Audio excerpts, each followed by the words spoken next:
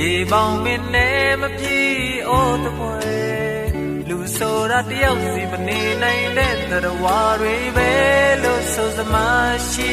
ခဲ့တဲ့အပေါ်မွန်တွေနဲ့အိမ်တောင်တွေနဲ့တစ်တယ်မြဲကိုမာတော့လေးတကောင်နဲ့မျက်စိလေတွေ့တာသူတော့ရှိပါတယ်ตาရတဲ့ဘဝတစ်ခုဆောက်ရန်ရွယ်ဒါပေမဲ့မဖြစ်ခဲ့ဘူးကွယ်တစ်ချိန်ချိန်တော့တနေရတော့သစုံတစ်ခုသောအကြောင်းနဲ့ပြည့်သွားမြဲမယုံကြည်နိုင်လောက်အောင်အခြေအနေတွေတိုက်ဆိုင်တော့ကွယ်နောက်တစ်ခါအတွက်လည်းမဝမရဲဖြစ်ရတယ်လက္ခဏာဆရာကပြောတဲ့မိရဲ့နှလုံးသားကြောင့်မှကြုံခနေတယ်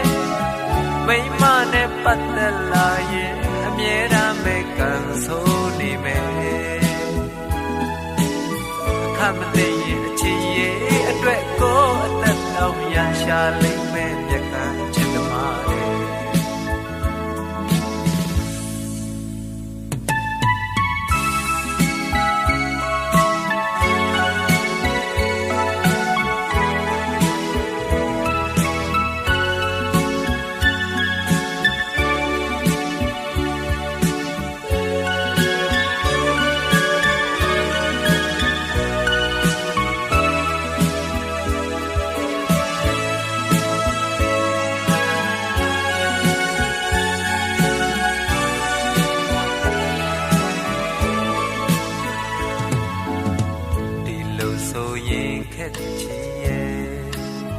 ကိုအလိုချင်ဆုံးတစ်ခုကမရနိုင်ဘူးကွယ်